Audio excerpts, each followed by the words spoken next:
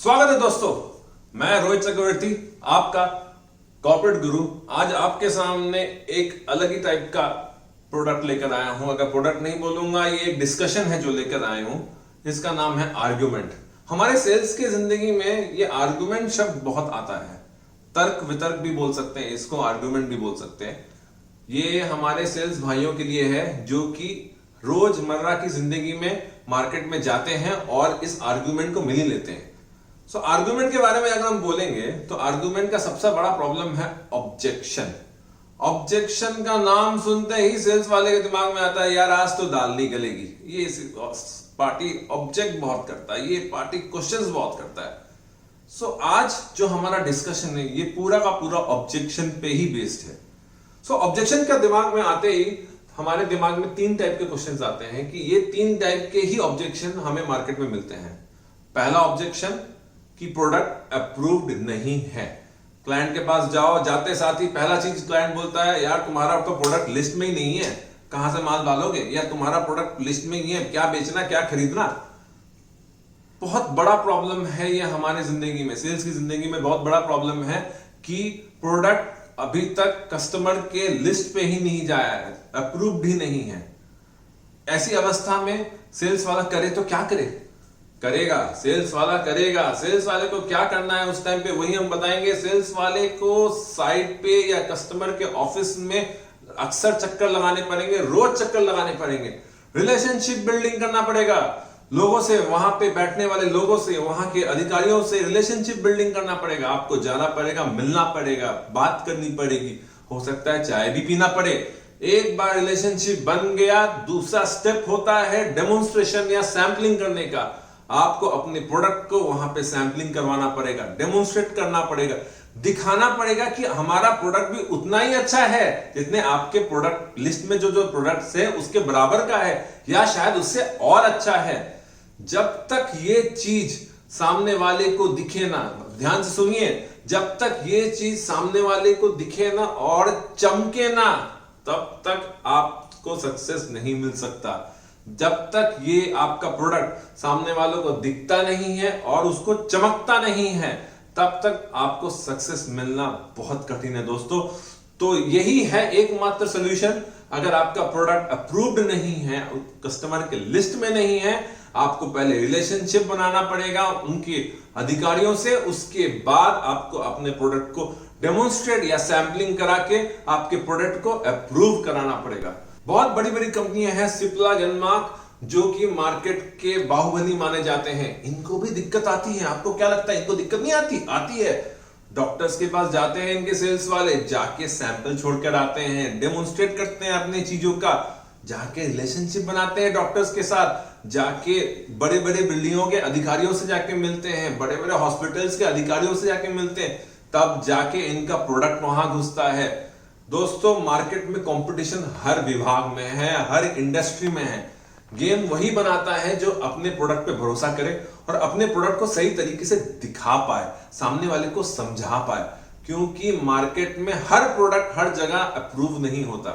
आपका मेहनत आपके प्रोडक्ट को अप्रूव कराता है, उसके बाद बिकना चालू होता है। दूसरा सबसे बड़ा प्रॉब्लम जो हमारे सामने हमेशा रहता है वो है कॉम्पिटिटर ने सस्ता माल दे दिया, सस्ते रेट में।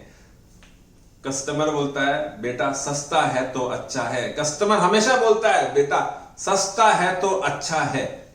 ये लाइन जो है सस्ता है तो अच्छा है, हम सेल्स वालों के लिए एक अभिशाप की तरह होती है। जब कहीं जाते हैं, कंप्यूटर सामने होता है, उसका रेट लिस्ट उनके पास होता है, कस्टमर के पास होता है, और कस्टमर बोलता है ऑलरेडी सस्ते में आ रहा है, आपका क्यों ले।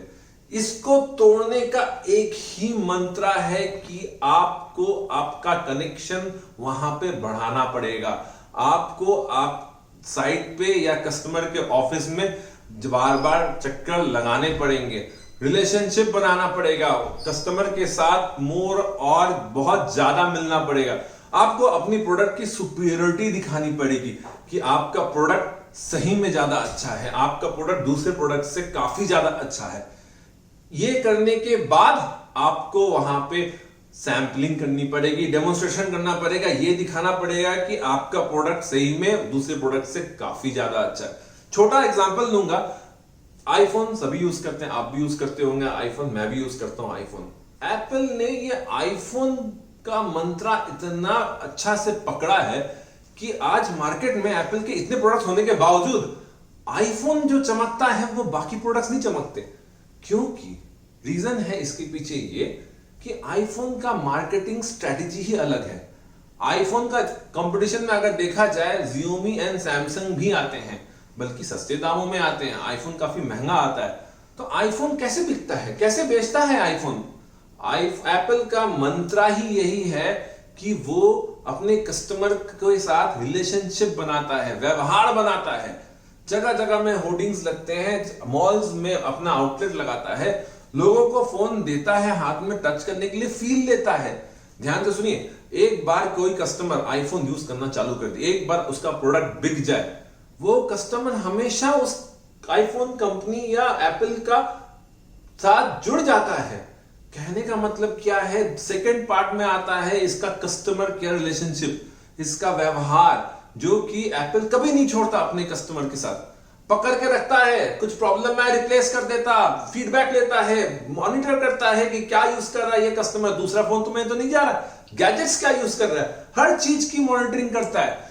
बहुत ही अहमियत है इस चीज को। एप्पल ऐसे इतना बड़ा कंपनी नहीं बन गया, मॉनिटरिंग सर्विस को मेंटेन करके कस्टमर को पकड़ के रखना बहुत जरूरी है। यही है आप डिस्टिंग्विशमेंट कि आप अपने प्रोडक्ट को दूसरे जो सस्ता है भाई अच्छा है वाले से कैसे ऊपर बेच के वापस आ सकते हो। तीसरा सबसे इंपॉर्टेंट पॉइंट जो हमारे पास हमेशा खड़ा होता है वो है कि चल रहा है तो क्या जरूरत है। कस्टमर का दिमाग में ये बैठा हुआ है कि अभी तो एक ले रहा हूं, चल रहा है, क्या दिक्कत है। इस चीज की प्रॉब्लम हमें मेजर जगह पे आती है। मोनोटोनस को तोड़ना और मोनोटोनस बनाना दोनों एक अलग अलग तरीके हैं। मोनोटोनस को तोड़ना बहुत दिक्कतदायक होती है, बहुत खर्चे करने पड़ते हैं, बहुत चप्पल रगड़ने पड़ती है, बार बार चक्कर लगाना पड़ेगा, ऑफिसेस के, साइट्स के, रिलेशनशिप बनानी पड़ेगी, लोगों के पास जाके बैठना पड़ेगा, स्ट्रॉन्ग फॉलो अप करना पड़ेगा। ध्यान से सुनिए, सेल्स की वर्डिंग है, फॉलो अप करना पड़ेगा, बहुत ही स्ट्रॉन्ग फॉलो अप करना पड़ेगा, तभी जाके आप उस कस्टमर के पास बैठ पाओगे, उसकी सोच को पकड़ पाओगे।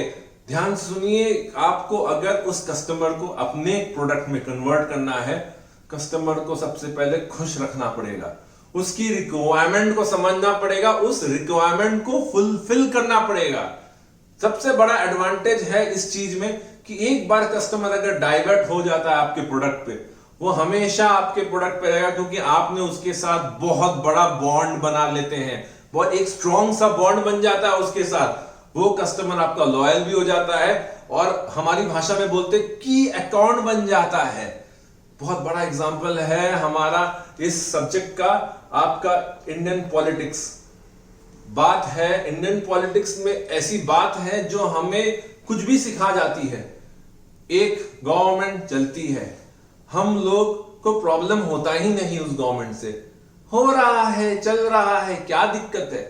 दूसरी गवर्नमेंट उसको हटाने की ट्राई करती है, ओपोनेंट पार्टी उसको हटाने की ट्राई करती है। इसी कश्मकश में ओपोनेंट पार्टी हम उसके लिए कस्टमर बन जाते हैं, क्लाइंट बन जाते हैं, हमारे साथ बॉन्डिंग जोड़ना चालू कर दी, जगह जगह पे होर्डिंग्स, चक्कर लगाना, कॉलोनीज में आना, गिफ्ट्स प्रोवाइड करना, बॉन्ड बनाने की कोशिश करते हैं कि भाई आप तोड़ दो, पुराना बॉन्ड को तोड़ के हमारे साथ आ जाओ, और हमें आश्वासन देते हैं कि आप अगर ये आ जाओगे तो आपके यहाँ की सड़कें बन जाएगी, आप अगर हमारे साथ आ जाओगे, आप हमें वोट दोगे, आपका पानी का बिल कम हो जाएगा। आश्वासन ही आश्वासन मिलता है। बहुत ही अच्छा एग्जाम्पल है इंडियन पॉलिटिक्स हमारे इस तर्क के पीछे, क्योंकि यही है जो दिखाता है कि आश्वासन देते देते आप कैसे डाइवर्ट हो जाते हो, आप कैसे आपका वोट उधर चले जाता है। भाइयों, यही 3 पॉइंट है जो हमारे तर्क वितर्क एंड ऑब्जेक्शन को सॉल्व करता है, और इसके सॉल्यूशंस भी यही है। अगर आपको समझ में आए, आप इसको यूज कीजिए आपके रोजमर्रा के सेल्स में, देखिए बेनिफिट मिलेगा, चेंज मिलेगा, तरीकों को समझेंगे आप, माइंड सेटअप चेंज होगा, क्लाइंट को पकड़ने का अंदाजा चेंज होगा। अगर आपको ये वीडियो सही में काम आ रहा है, इसको लाइक कीजिए, सब्सक्राइब भी कीजिए क्योंकि आगे भी ऐसे वीडियोस बहुत आएंगे, एज वेल एज इसको दूसरों के साथ शेयर भी कीजिए। मैं रोहित चक्रवर्ती साइन ऑफ करता हूं। धन्यवाद।